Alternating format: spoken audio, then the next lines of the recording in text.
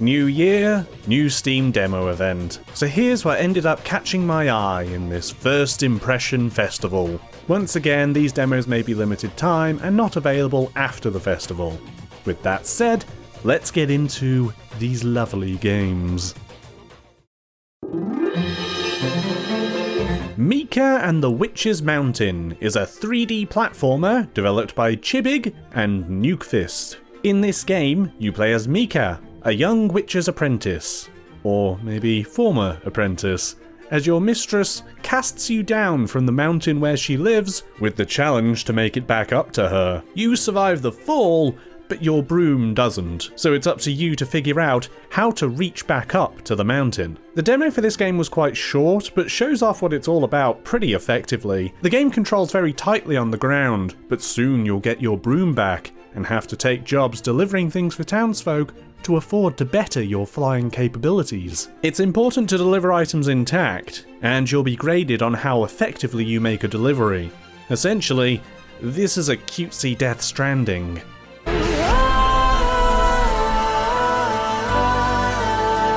Kiki's Delivery Service? What's that? A new pizza place? The game is meant to be a cozy and light-hearted affair though, so don't expect anything like combat. It's more meant to be about flying around, exploring the environment, meeting new characters. The aesthetic reminds me of some children's books I read when I was younger, especially in the game's animated 2D sequences, which look fantastic by the way. So yeah, I think this is one of those wholesome games. Just have fun being a little witch. The game is actually running a Kickstarter right now, and while they've met their goal, you can help out if this looks like your jam. Mika and the Witch's Mountain, or as I like to call it, Mika and the Gig Economy.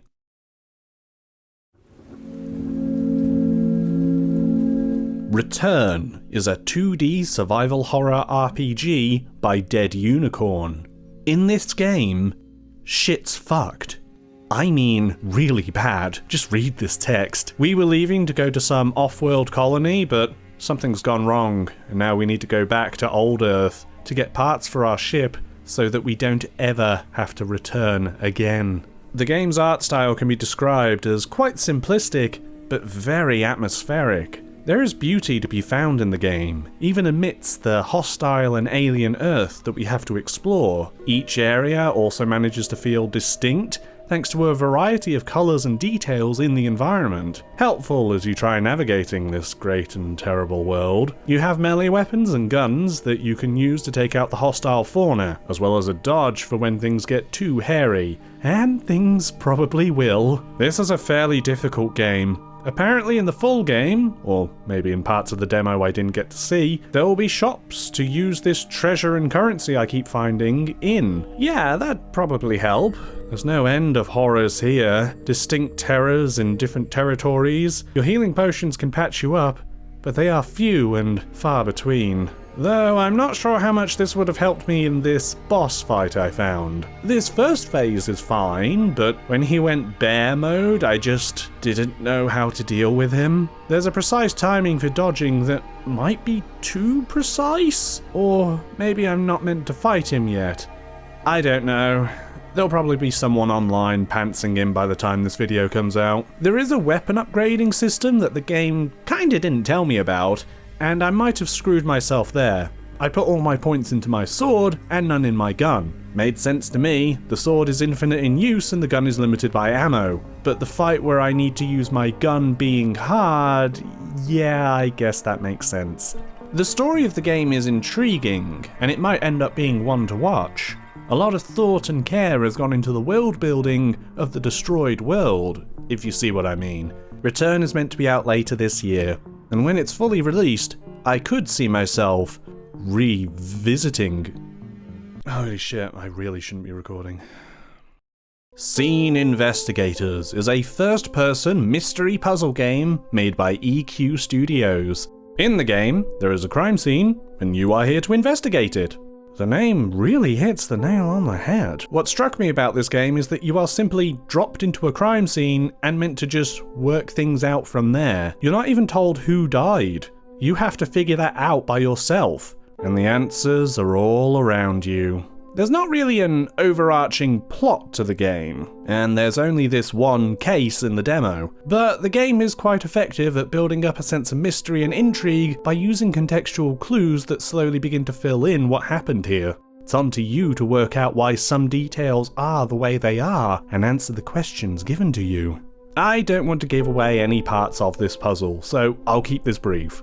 There is evidence that can point you in the direction of working out all of the questions presented to you, but the game actually states that not all of the evidence of the crime will be there. It's up to you to infer some of the crime's details, make deductions based on presented facts, and work out quite what everything means. Some of the clues require some analysis to ascertain what they stand for in this dastardly deed. You could find this frustrating, or you might love the excuse to flex your brain muscles. Who can say? I will say the music could probably do with a bit more variety, or possibly just cutting it out entirely, just letting us get wrapped up in the diegetic sounds of the terrible tableau. When I'm trying to think, the last thing I kind of want is another round of dun dun dun, dun dun dun. Scene Investigators is good though, and I recommend checking it out for yourself. I ended up with a B at the end. 3 out of 5, right? Maybe you can do better. It's currently on Kickstarter as well, so be sure to support the developers if this tickles your fancy. You know, I wondered why it's just Scene Investigators and not Crime Scene Investigators. But you know, thinking about it, I think someone else did that first.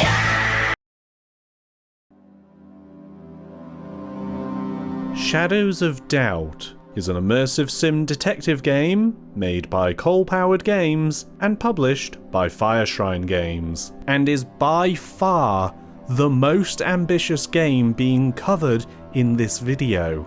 Like the last game, we're a detective and we have to solve crimes. But rather than just being limited to the room of the crime, we have an entire city being actively simulated. Every person has a name, a job, an apartment to come back to when they're done for the day. This is all procedurally generated, but for the demo you can take on a recommended case and the pre-built city to get used to the game. So you wake up, receive a mysterious tip to check up on a guy, and wouldn't you know it, the poor fool's dead by the time you get there. You have to search for clues within the apartment before the cops show up, and then the whole game opens up to you. Well, actually, I died on my way out. I tried to fistfight some poor idiot whose apartment I accidentally crashed into before the local populace took me out in some street justice while I tried to figure out how to put my fists away. Oh, there we go. Aww. Now the game opens up, and it's completely up to you how you want to investigate the murder. There is a leads system that's meant to steer you along the right path with each point of interest, but I decided to forsake this in order to have maximum freedom, and I think that's where the game's strength becomes its most terrifying weakness. The freedom you have is quite daunting, and it's hard to know whether or not you're doing anything right. You have to manually place evidence and persons of interest on a crime corkboard in a menu here, but it's up to you to decide what to put on there. Mine ended up being a mess. Very, very quickly. This looks like my Signalis review script. There's no end of evidence to comb through, too, and also no end of useless or junk items that won't help you out at all. Immersive, but it also means this is a time-consuming game, and one where you can feel you're second-guessing yourself wherever you go. There's a reason the time limit on this demo is 90 minutes. But at the same time, the amount of freedom you have is also great. Question people to find out what they know, bribe people to gain info from them, or take a blind eye to your snooping, break into areas of interest, fight people, disable security, and all of this on top of gathering clues from the world. It feels great when it's working, but there is a significant amount of buckling under the game's complex and lofty expectations. Performance problems are somewhat understandable, but some of the bugs are a bit much. I tried to do things without direction at first, but I ended up using the lead system for the second place I went to, which seemed to help me a bit. Only, when I got a security photo of our victim eating in a diner, The game told me he was with someone, and I should click on their portrait to see who they were. I clicked on all the portraits given to me, and nothing worked. The objective still said I hadn't done it. I couldn't look at the photo and see what was so interesting about it myself, so it's at that point I decided to stop and call my playthrough there. This game could be incredible. It's already put down so much of the groundwork to solidify itself as such, and I will definitely be keeping my eye on how it shapes up. With some polish, and some help to get me up to the level the game wants me to be operating at, this game might end up being a classic. Its moody atmosphere is sublime, and the choices presented to the player are fascinating, but it still needs a bit more work before it's ready. Well, good job it doesn't have a release date yet. So, Godspeed to the developers. I look forward to when I can enjoy this game without a shadow of a doubt.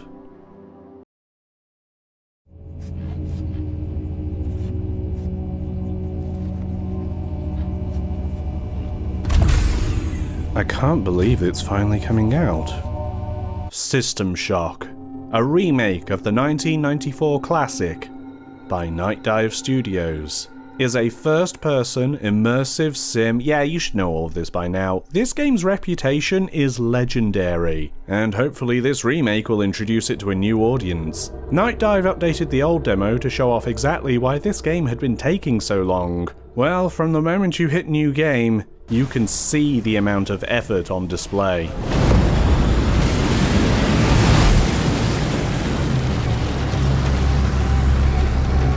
The intro cutscene is quite an extravagant way to get you into the cyberpunk 90s Hackerman mentality of the original game.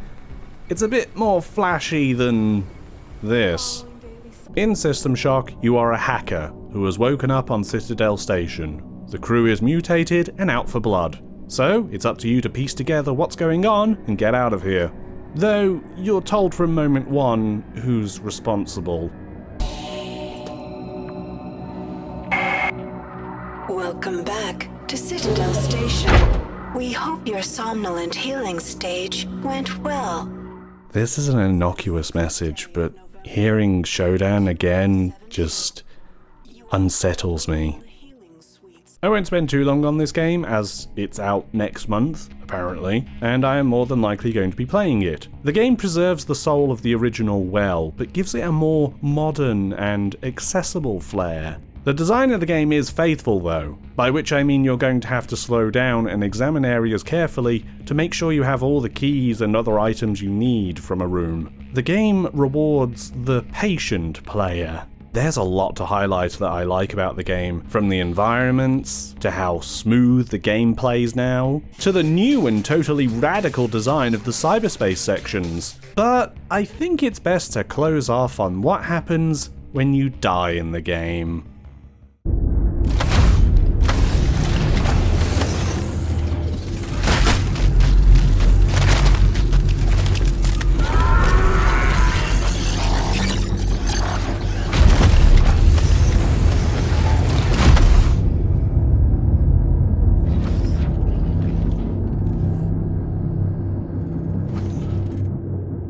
System Shock is allegedly coming out in March. Should be fun.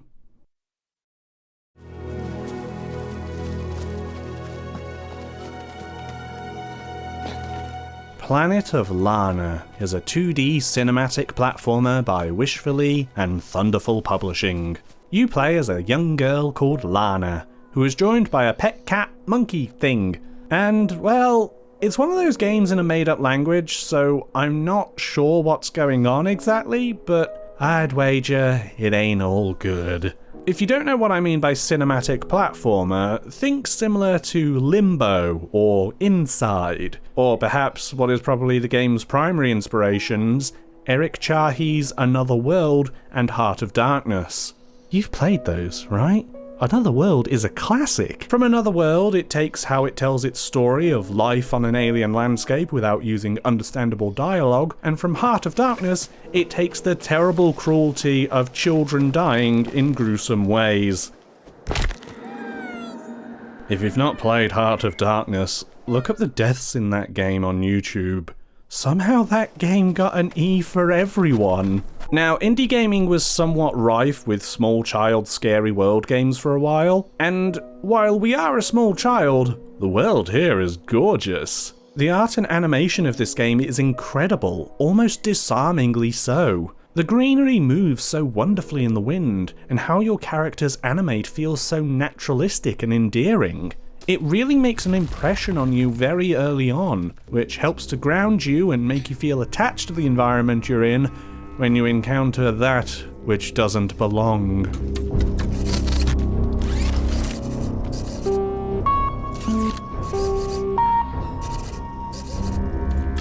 Gameplay is mostly about moving right, jumping over obstacles, and solving puzzles that come your way, which can involve a lot of pushing boxes, kind of like these games I've mentioned before. But our unique selling point comes from our tiny companion here, who I think is called Mooey? I think? Muy. Chai muy. Ona Lana. How am I supposed to interpret this? Mooey can be used to wait in certain areas, or be pointed to go to others, interacting with the environment where needed to help you progress. This does mean you both need to progress, so don't leave the little dude behind, especially not as they can also be in danger in this strange world. It does add a nice dimension to the puzzles, even in this presumably early slice of the game. It'll be interesting how it evolves moving forward, considering all that's promised on the Steam page. Also, yes, you can pet the cat monkey. This is probably one of my favourite demos that I tried from this festival. I want to know more. I want to know what's going on here. That's a sign something's gone very right. Planet of Lana is out later this year. And now for something completely different.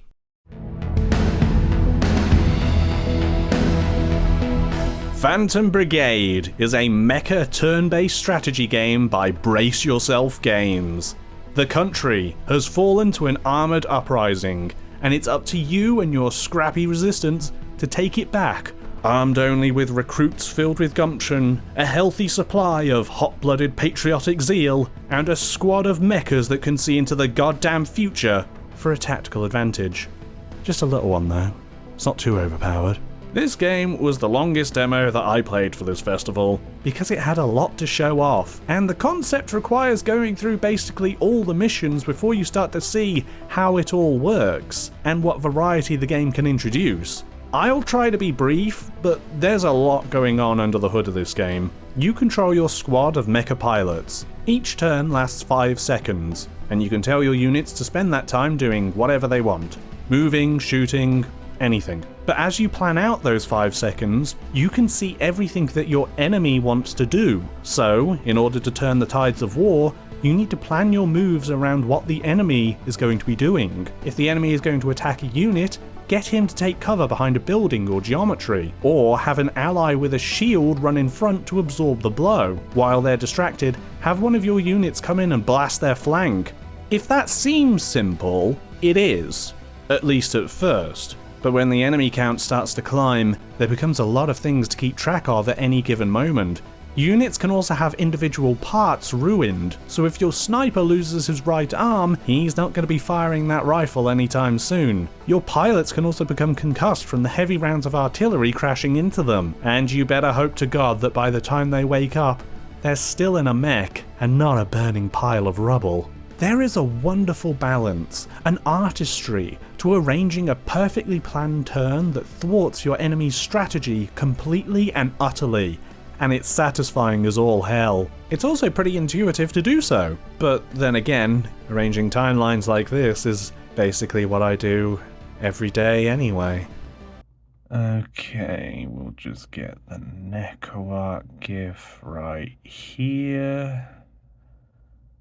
And we'll copy it and just put it on a loop. Like that. Oh yeah. Oh yeah. Yeah, more. Mechs can be customized and parts mixed and matched to give your units a personal touch in the battlefield. No, this helps me identify which are my troops. It's a tactical decision, I promise. Make no mistake though that this is a war. As the Phantom Brigade, you have to aid the effort to liberate zones and assist the Home Guard in conflict to win the hearts and minds of the populace, in order to bring this conflict to a close. This part is very interesting, but we'll have to see what the full game holds, as the demo only just took me out of the tutorial. I feel like we're barely scratching the surface here. Phantom Brigade is sick. I don't need a magical mecha timeline to see that I might be picking this up in the future. Oh god, who the hell writes this cheesy trash?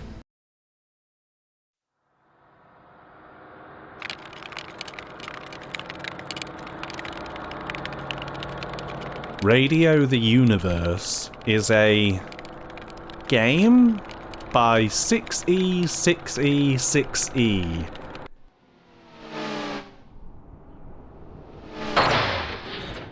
It's a top-down action RPG that has a lot going on. I wish I could tell you the premise. You're a little robot in a hoodie, and you're exploring a hostile mechanical landscape where almost everything is trying to kill you. Well, nothing else to do, I suppose. I think before going into the game, it's worth pointing out that this game has been in development a very long time. It was originally kickstarted in December of 2012. Now, it's not uncommon for indie games to get trapped into a long period of development, and some of them have even turned out well in the end. That said, you can't say that effort isn't poured into almost every part of this game. It is a visual feast, utilizing good pixel art graphics and some downright striking art direction.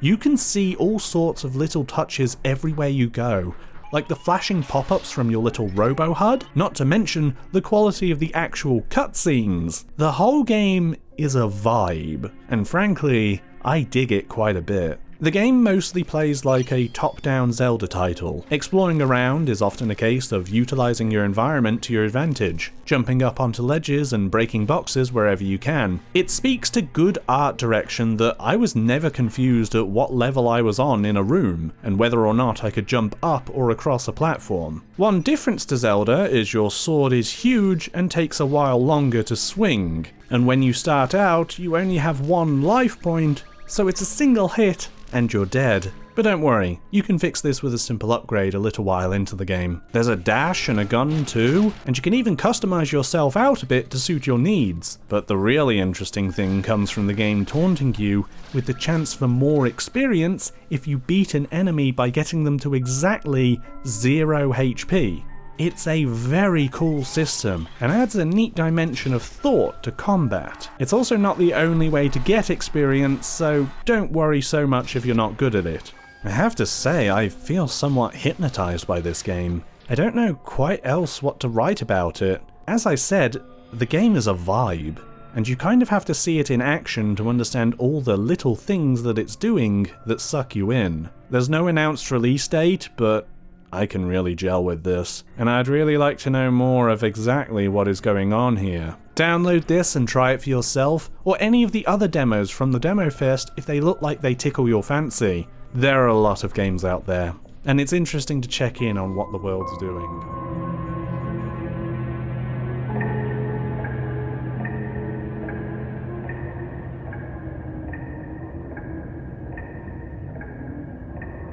What's your favourite drink? Mine's water. Oh yeah, water's great. Hydrating, giver of life and beauty to the world. Can't knock water.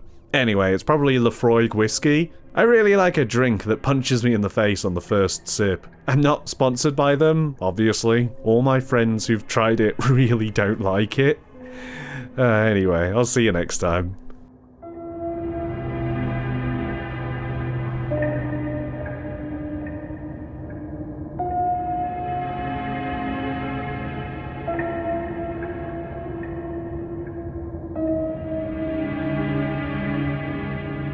Turn around! Now! Nah.